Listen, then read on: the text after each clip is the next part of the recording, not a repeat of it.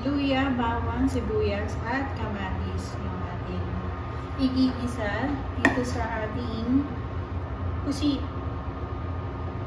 Mag-aadobo tayo ng pusit. So, meron tayong toyo and suka.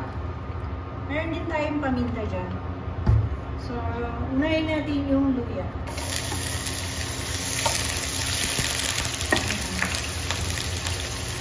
Yung luya. Kailangan paprito muna natin yung luya.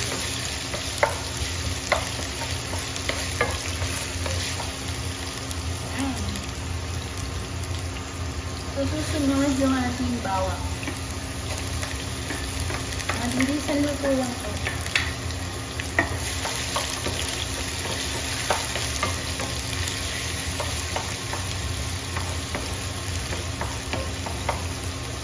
Ayan.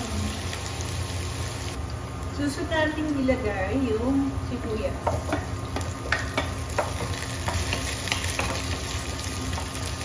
So, pwede na lang natin ilagay yung kamatis. So, halu-haluin lang yan.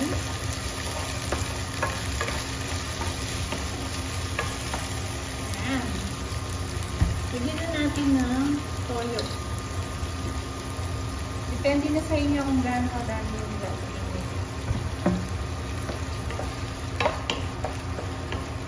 Yan lang natin siyang maluto.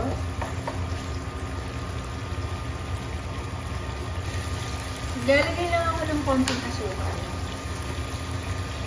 Ito lang kasi yung parang pampalasa ng asukal.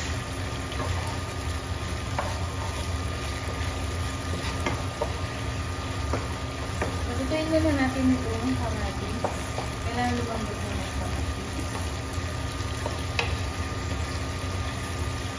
Tensya na medyo maingay yung ating exhaust fan. Pero okay lang yan. Luto lang ng luto. Ayan. So, after nyan, ilalagay na natin yung pusit.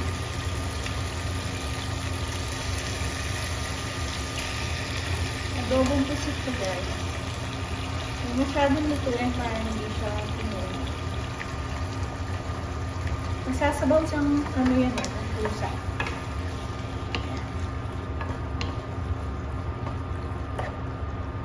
So, lagyan natin ngayon ng paminta. Yung paminta. So, maraming paminta. Marami mas masarap.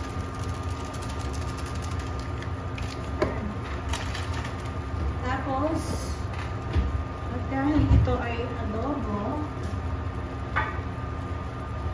lagay tayo ng suka. So, ilagay ito. Tatansyahin natin. Huwag nyo haluin to guys. Pag naglagay kayo ng suka, huwag kayo madahalo. So, ayan lang natin siya para kumulo.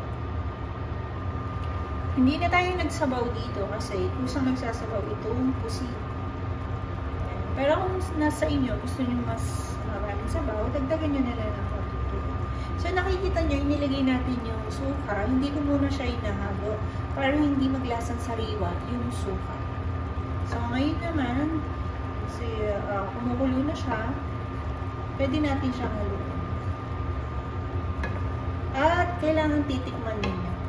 Kung tama na sa inyo yung alat, or kailangan nyo pang magdagdag pa ng toyo or asin. Titikman ninyo. Sarap. So, gusto ko yung konti pang toyo. Lalagyan ko siya ng konti toyo.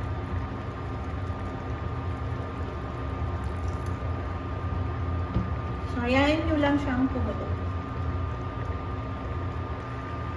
So, ayan guys, kumukulo na siya. Huwag nyo masyadong lutuin yung pusit para hindi siya maging rubberized. So, after nito, i-off na natin yung kalan and okay na to.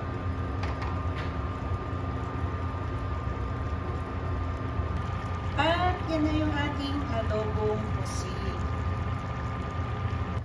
Thank you for watching! Like and subscribe na po sa aking channel. Thank you. Bye!